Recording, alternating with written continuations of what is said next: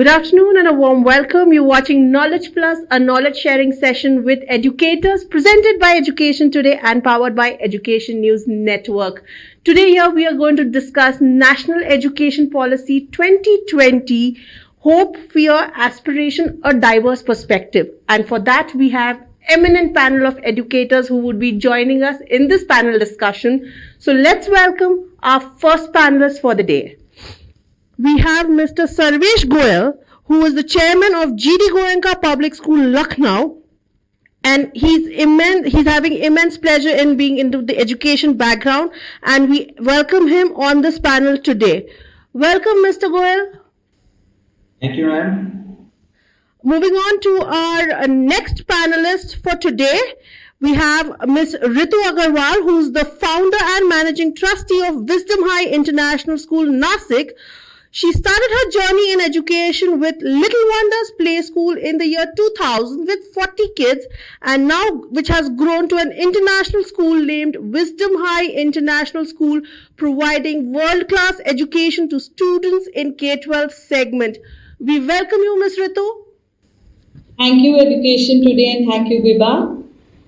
Moving on to our next panelist, we have Dr. Manimekhalya Mohan joining us, who is the founder and managing trustee and correspondent for SSVM Institution, Coimbatore and Mittupalayam. I guess I have pronounced that properly. She possesses a doctorate in philosophy for education from American West University and University of South America, conferred the honorary degree of Doctorate of Letters in the year 2016. Welcome, ma'am. Thank you.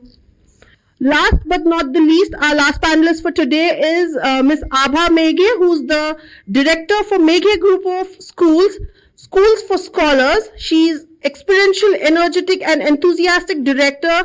She projects a charisma that captures the imaginations of students. For years now, she has demonstrated excellent management skills to bring students into the 21st century using a unique combination of education. We welcome you, ma'am. Thank you, Vibha. So, to discuss our topic, we invite our first panelist, Mr. Sarvesh Goyal, who is the chairman of GD Goenka Public School, Lucknow. Mr. Goyal, what are your viewpoints on the National Education Policy 2020, where we are discussing hope, fear, aspiration, a diverse perspective that educators have? See, this is a very, it has come almost after 30 years, more than 30 years, and this was need of an hour when world has progressed in such a, swiftly it has progressed in past few years, that we were to be very at par or upmarket with the time. So this has come at the right time, and the government and its aspirations for the future is absolutely, it should be in such a way, the government should be ambitious in doing this, and it should be done this way, but I seriously doubt about its implementation. Like whatever the thought process and best was that they involved almost everybody. They involve public educators, and they are still involving people, educators, how to implement it. But I don't know how will it be implemented, and biggest fear or challenge it is that the infrastructure, that most of the schools in India, they lack this kind of infrastructure to take it forward. So just to share some of the statistics, that 50% of the schools, and they charge only 500 rupees a month, and 70% of the schools, they charge only 1,000 rupees a month, and only 9.5% of schools are such which charge more than 2,000 a month. That is the fees. So, and I very recently read in a newspaper that in a state, there are more than 28,000 schools that they do not have electricity connection. So in such a scenario where the infrastructure is a first thing which is required to properly implement this NEP, and for the infrastructure you need lot of investment, and for investment they have to, government I think has failed in investing on education, and for this we need to encourage the investors, we need to encourage the corporates, businessmen, or maybe people, we can invite people from abroad who can set up universities, colleges, schools, chain of schools. Otherwise, I find it very difficult that it can be properly implemented. First of all is the infrastructure. And I was expecting two more things in NEP. One was that government allows the education for profit. Because when there is a profit, there is a drive in the investor. So when there is a drive, then people will invest in it and the infrastructure, lot of infrastructure will come up. So this is something which I was expecting in NEP and it was not there. Over to you, Vibha. Thank you, Dr. Sarvesh, for all your inputs. Moving on to our next panelist, we have Ms. Ritu Agarwal with us, who's the founder and managing trustee of Wisdom High International School, Nasik. Ms. Ritu, what do you think? What are your viewpoints on the NEP's hope, fear, and aspiration? Thank you, Vibha. I feel the objective of NEP is to achieve global standards of education. And the new policy has come after 34 years. I would mention a few changes that I have really liked the most. One was the curriculum at schools. Now that the academic structure has been revised, so it will be from 5 plus 3 plus 3 plus 4. So it begins from nursery to grade 12. So a preschool concept for the first 5 years, I think will tremendously benefit the students in their early years. The dynamic approach in the holistic development of the children states that the academic, co-curricular and vocational will be given equal weightage, and to do away with rote learning and have more of application-based and practical approach towards education will surely help uplift the entire education system at school. Also, the assessments, which are now 360 degrees holistic progress card, is another, I think, a feather in the cap. Coding to be an integral part of learning, and internships on vocational subjects like developing interest in cooking, gardening is becoming a mandate from grade 6 is really remarkable. I hope the syllabus to teach reduces as well. With a more application-based learning, you need time to focus on learning, application and self-assessment. So it does not state anything for that in the entire NEP. Also, last 4 years of schooling from grades 9 to 12, they can choose from various subjects of science, commerce, humanities. This will surely work well. But again, the fear here is, will universities recognize these subjects for admissions? If not, a child may be reluctant to choose such a subject then. For such a holistic and application-based curriculum, we will need a lot of good teachers to be trained by international faculties. Now, private schools like ours may be able to cope up with it, but then the government needs to really work hard to support their teachers and get this kind of learning. The NEP also states about the B.Ed will be a 4-year integrated course. That's good, but then the B.Ed curriculum should have the new approach of learning so that the new generation that comes and you're looking forward to application-based should actually happen. Also, as mentioned by the government, that it will spend, say, 6% of its GDP on education. And if they create proper infrastructure, adequate midday meals, and a love for learning, I surely think we can look for a complete turnaround of our country. The board exams, yes, like they have made a block of grades 9 to 12. So do we still give board exams at 10th as well as 12th grade? So this is not really defined. And now some boards also have grade 9 and 11 as board exams. So I think this is too much pressure on children as well as the teachers. These teenage years, from 14 to 18 years. So this is brings in actually so much of chemical and hormonal changes and coping up with too much pressures. Still, if they have to give board exams, and though they have also mentioned that there's flexibility that students could, do it twice in a year and take the best score, but I think this would be very pressurizing. Also, the NEP states about National Testing Agency that's going to come in force as a common entrance. So I feel that as we are planning a preschool to focus on primitive years of learning, the same way we should work on the block of senior school, or else we are creating robots and not people to create robots. The medium of instruction, as mentioned in the NEP, states that you need to do the instruction from nursery to grade 5, either in your mother tongue, local or regional language. But then what about the people who have transferable jobs from one city to another, and the cosmopolitan cities where students are from one state, from other states and religions? So English being an international language should actually be adopted, though including Sanskrit from the beginning of the school is a very good idea. Also, reforms at the higher education are amazingly good for undergrad and postgrads. The strategy to create an academic bank of credits which students can utilize in case they change their discipline of study is really good. So students can take, say, 1 year sabbatical and come back to the year of learning they had left and again pursue their degree. Multidisciplinary subjects and multiple exit and entry will surely help students do what they are passionate about and achieve higher success. Also, top 100 colleges of the world are already given permission to come with their universities in India.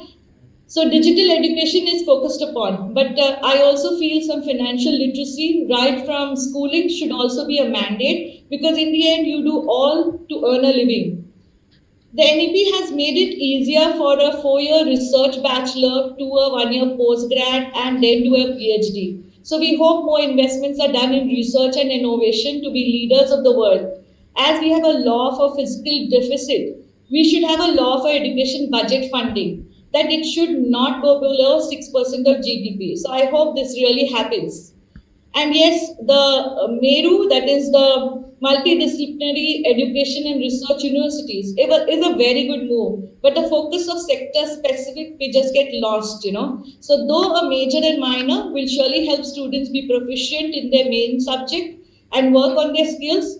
So overall, I feel NEP really looks good, provided it is implemented the way it is documented. And but we as schools can surely start implementing some part of it and train our teachers to achieve this wherever it is possible. Thank you, Vibha. Thank you, Ms. Ritu. That was wonderful hearing from you. We quickly move on to our next panelist, Dr. Manimekhalaya Mohan, who is the founder, managing trustee, and correspondent for SSVM institutions. Ma'am, what are your viewpoints on National Education Policy 2020? Hope, fear, aspiration, a diverse perspective. Yeah, this National Education Policy 2020 is the first education policy of the 21st century, we have to say. And again, I have to say this is exclusively developed for the 2K children of this generation. So the hope, fear and aspiration, when we are generally talking about this title and the topic, see, the hope is every institution, everybody, that is including the parents, the students, the teachers, the management, everybody should have a clear focus and they should go in depth, as and how Ritu had told. What Ritu told is 100% true. See, the policy is exclusively developed and it is addressed for the growing development imperatives of our country. And this policy process, the revision and revamping of all aspects of education structure, including its regulation and governance, to create a new system that is aligned with the aspirational goals of the 21st century education. And above all, if you take this system is more sustainable also. See, here if you take the lost traditions which has gone back, now they have revamped and they are bringing it inside. So for example, many schools, they have a fear that language, 3 language system, that the language is going to play a major force on all. See, when I had to deal with, when I had to discuss with people who had played a major role in framing this policy, they said, see, the 3 language system, why we have got is, it's for the purpose that is the first generation learners who are entering the school who do not know ABC. So there you cannot entrust a language which is not known to them. So there you make them understand with their mother tongue and then slowly. But still, even if they are first generation learners who's bringing the children inside the English learning school, if the parents wish, the child can easily adapt and go with the English learning. So they said, we have never barricaded or we have told that only this is the language you must follow, or whatever is written in their application as a mother tongue must be followed. So it's left up to the system how you wanted to take it according to the parents. But at the same time, you should know that you should not give an added pressure to the children. And at the same time, when to talk about sports, many schools they have a great big fear that sports is not being dealt totally. But again, to say, see, they are focusing. See, they are right from sixth standard. They are giving an open strategy in such a way. If your child is highly talented in sports or whatever area, see, until now, the child, once they complete their 10th or 12th, when they go for a counseling, they hold only the number of certificates that the child has participated in the national level, state level, and the international level. But now the school will have the strategy of grading them and giving them a percentage of what level the child is good in that particular sports. So this is again one appreciable part of any national education policy.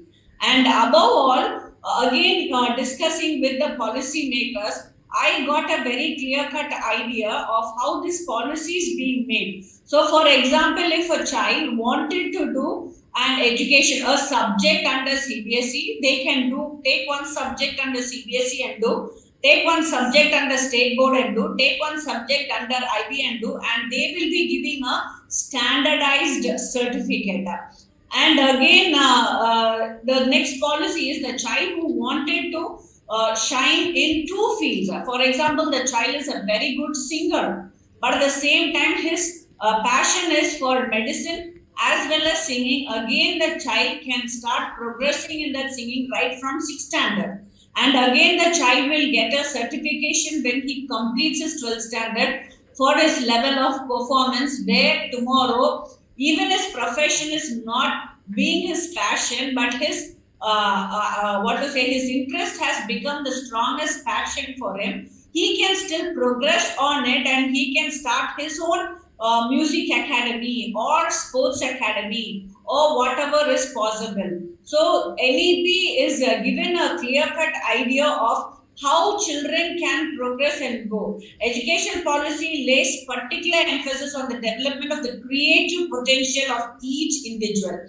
It is based on the principle that education must develop not only cognitive capacity, that is what I am able to read from the NEP, both the foundational capacity of literacy and numeracy and high order cognitive capacities such as critical thinking, problem solving, but also social, ethical, and emotional capacities and dispositions. A good educational institution is one in which every student feels welcomed and cared for, where a safe and stimulating learning environment exists, where a wide range of learning experiences are offered, and where good physical infrastructure and appropriate resources conducive to learning are available to all students. Attaining to these qualities must be the goal of every educational institution. So, let us say that let not all the educational institution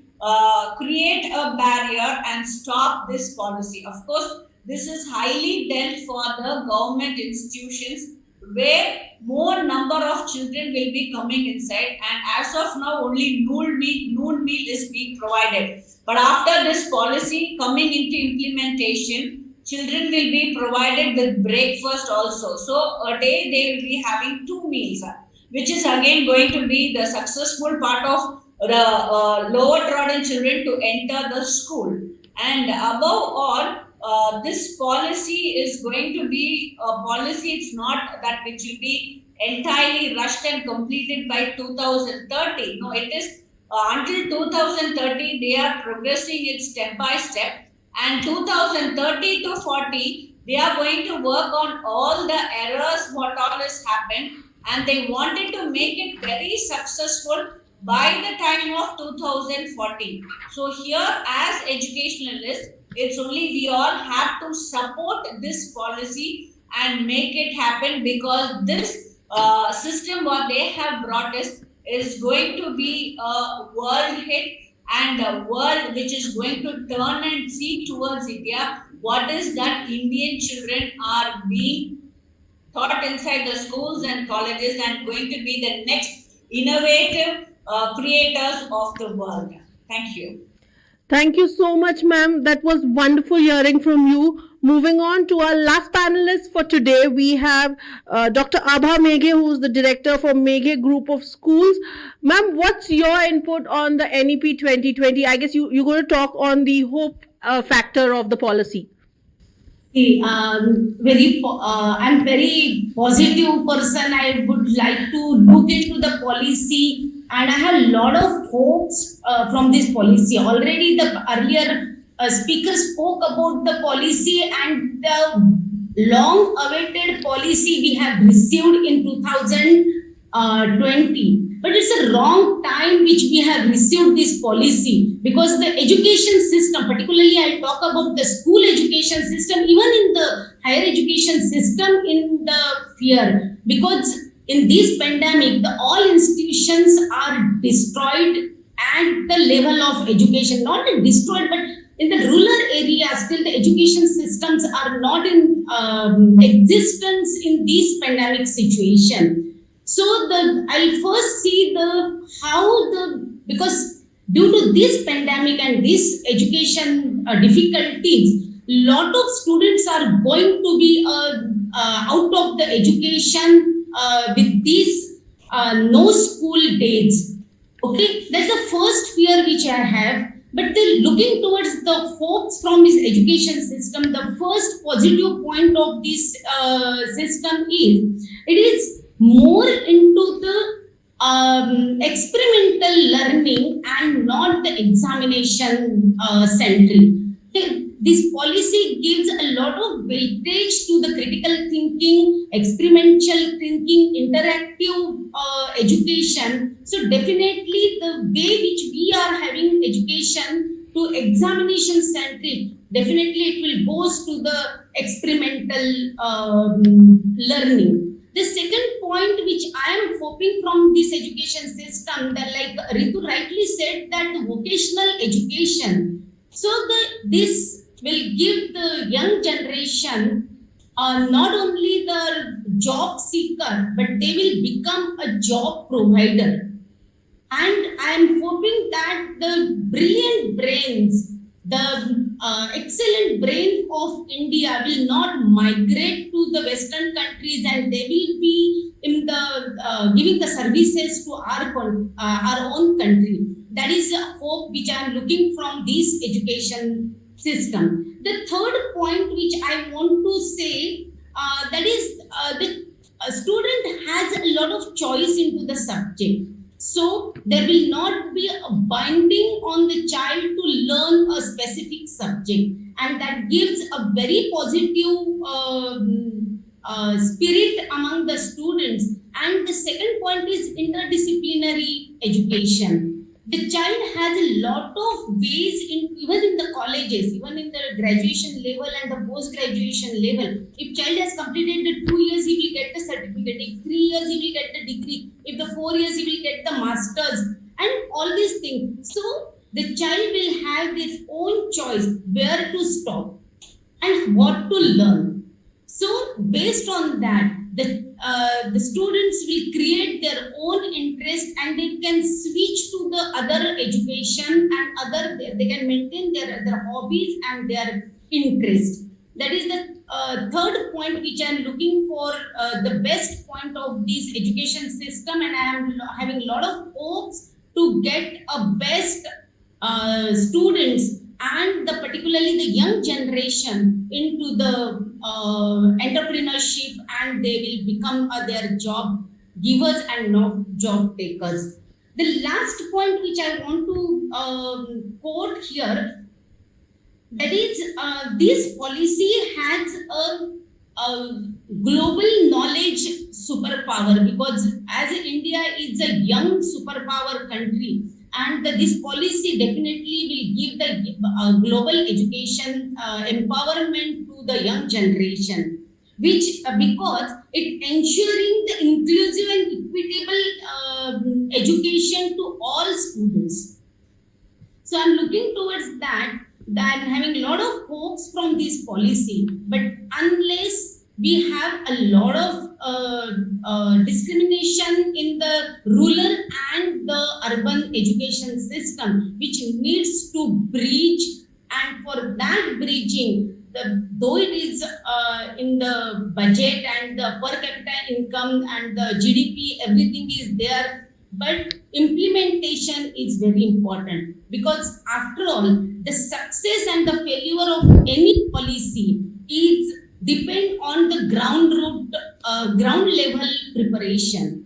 And I have not seen that much of ground level preparation in right now in this situation, because from this pandemic, coming out of this pandemic takes another 2 years. Definitely it will take another 2 years. And after that, bringing into the students into the education system and implementation of that policy, 2030 will be very late for implementation. I'm looking for the earlier implementation of this policy in education system, which I have a lot of fear how we will implement that. Both the urban schools and urban colleges are the private schools are, they can definitely do all these things, but in the area, the rural India has a lot of challenges to meet with the gap of the requirement of education policy and actual the feasibility in that area. So, though I have a lot of hopes from this policy, but definitely the fear is also there. But the ground level preparations are important. I look forward to the all the policy makers to further instruction, because many things are not clear in this policy, which needs to have a lot of discussion, and with that discussion definitely we'll get the solution and implementation programs of the policy in each and every school, each and every institution, and definitely will reach the last child of the India with this education policy. So I conclude my speech, or you can say my views, to give a very positive thoughts towards this policy and the implementation plan of this. Thank you, Vibha. Thank you very much. Thank you so much, ma'am. That was a wonderful viewpoint that you've set for all our viewers who are watching us today. So it's now time for some quick questions that our viewers have already sent us.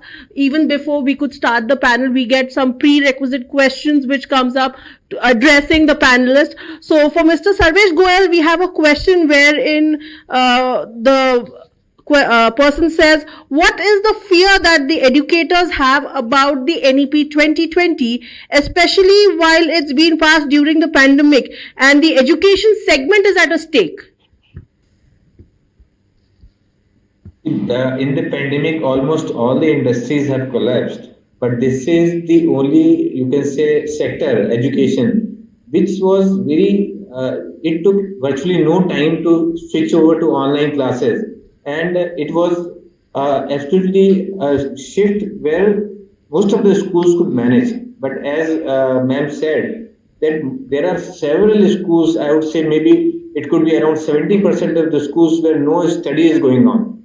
Probably only 1% of the schools are there which could afford to have that kind of infrastructure, maybe the net connectivity, electricity, or the parents were capable of buying the gadgets. They could switch it over to the online classes, and only 1% probably are the parents or students who could afford it, and there is hardly any disturbance in the education. But when it comes to this new education policy, and I feel that it is going to take time, and the infrastructure again, like there are so many vocational courses, how to balance the timetable of the senior students, where they'll be learning some vocational courses also. Simultaneously, they'll be choosing out of several subjects. They would like to study geography along with physics. So there are permutation and combination that has to be looked after. But our kind of a school, or the school, you can say elite schools where the fee is more. So those schools, I don't think there'll be much of problem. But rest of the schools, more than 99% of the schools are going to face a problem, and it is because the financial should also work behind any organization.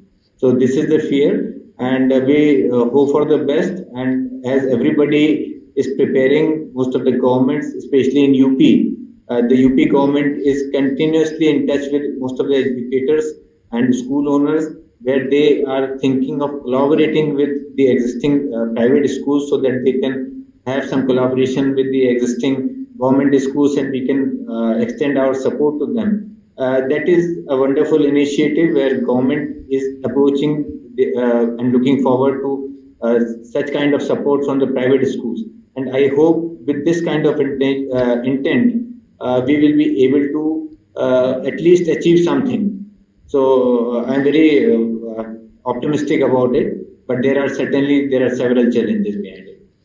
Thank you so much, Mr. Goyal. Thanks for your input. I guess you've answered our viewers' question that was put up. The next question is sent from Ms. Nisha Solanki, who has written a question for Ms. Ritu Agarwal, where she asks, while we talk about hope, fear and aspiration in the NEP 2020, how would you look at it as an educator? Hope, fear, and aspiration. I think this has to be looked into not only for any policy, for any kind of systems that we put up in school. So if we act simply as trying to change any part of a curriculum, we need to look into that, okay, what are the pluses that it could have, what are the setbacks that it could have, and what more with the first step that we could take and reach to the height where it is beneficial to all the children. So I think with the national education policy, hope that whatever they have drafted is implemented.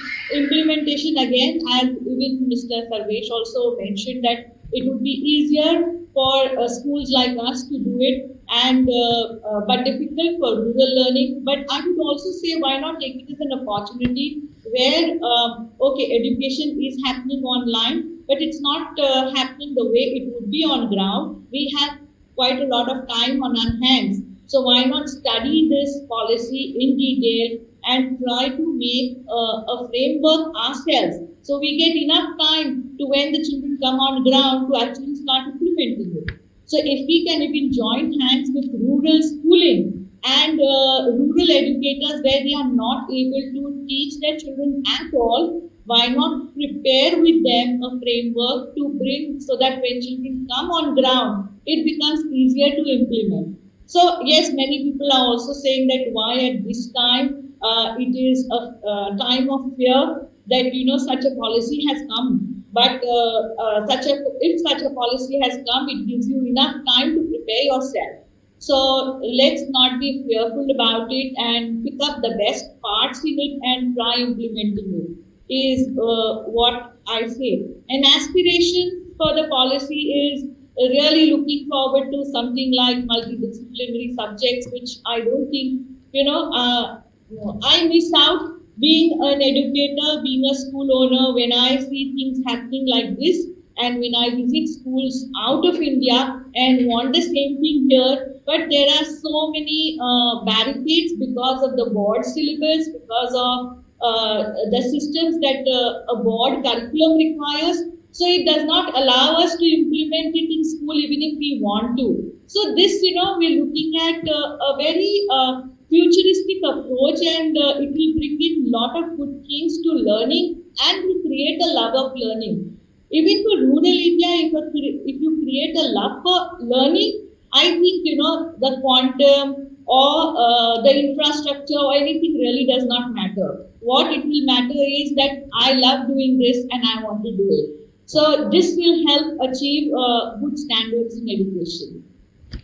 Thank you, Ms. Ritu. I guess that has answered Nisha's queries. Moving on to the next question. Next question, we don't have the sender's name, but we have a school which has posted this question for Dr. Mani Mekhalaya. And the question is, what is the fear that is going amongst the private schools about the NEP implementation? the general fear that is going on among the private schools is the system, that is the three language system. And above all, like you have the various things, that is artificial intelligence, etc. See, the digitalization, of course, digitalization or various things, whatever they are bringing in, the private schools can surely do. But whether the involvement of government will be 100% inside the private schools, because now private schools have their own free plans and free ideas of giving the best to the children. But when the system is going to be so, that is the first biggest fear which all the private schools have. I'm very sure even the panelists, whoever is here, everybody have a big question among themselves. And above all, see, when you take from 3 to 6, every school, they have their own plan of educating the children based on language, on cognitive skills. For the kindergarten children, however they wanted, they give a free space and prepare them for class 1 to 12. But now when that is going to become a syllabus, of course, syllabus system has to be appreciated. But at the same time, when the syllabus system is going to come for lower class children, whether that's going to be the biggest barrier for the private schools, kindergarten children, where whether the focus on what they want to do will be stopped. And again, as in how I told, many schools have a fear of the mother tongue influence, because if you take big international schools, they all have English as their basic language for the kindergarten children. But when the mother tongue influence is going to play a major role, see, every parent have a big hitch among themselves, thinking that whether my school studying in an international standard is going to help my child or not. But again, I have to say, when I had to discuss with the policymakers, they made it very clear, no, we will not disturb the system unless and otherwise the child is from the first learning background and the child is not able to understand. Of course, we ask them to first make the child understand things better in their own mother tongue and then switch on to a foreign language.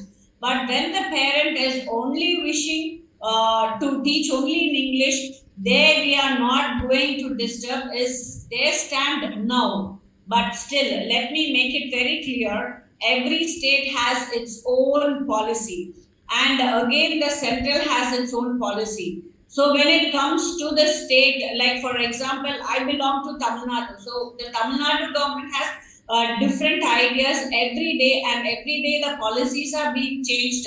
So where every private school is in a break and they are in a, what to say, they are in a heartbreak, where what is NEP going to do with us? Whether we are going to be forced to teach only in the regional language till class 3, or whether we will be given the privilege of going with what we are, and we can make sure or we can ensure the government that 100% the language will not be lost. We will focus and we will see that both is given a balance. So this is a great big fear for all the private schools. And again, since most of them have not dealt in depth with the national education policy, they are all confused with the space what the policy has given for the school, and at the same time the sports area, which is not focused much. So of course, though the policy has not touched as of now the private schools, but all the private schools have a big fear of what is going to happen next once the policy starts progressing. Thank you so much, ma'am. I guess that has answered the query. We will take one last question for today's session, which we address to Ms. Abha Meghe. Ma'am, what is that one hope that NEP brings to the educators? The one primary hope which you would like to highlight? I want to highlight the primary hope about the inclusive education for everybody. And I'm looking forward that the quality inclusive education to one and all in at the same platform across the country. Okay. Thank you so much, ma'am, on that. We know we are still getting a lot of questions online, but we would definitely take it offline and send it to our panelists, and hopefully they would address it. And do let us know how you like this session. This was a wonderful session. I love chatting with all the panelists here, and I'm sure you've enjoyed the conversation as much as I did chatting with all the panelists here.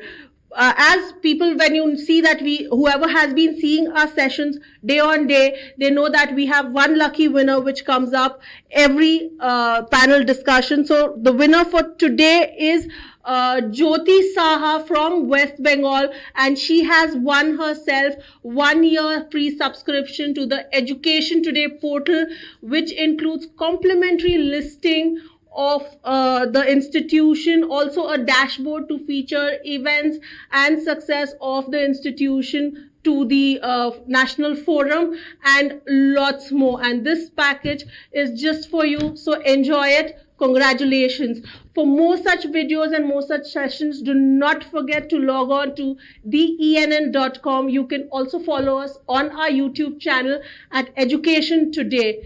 For now, signing off, Vibha Raj. Thank you so much, panelists. It was wonderful talking to all of you.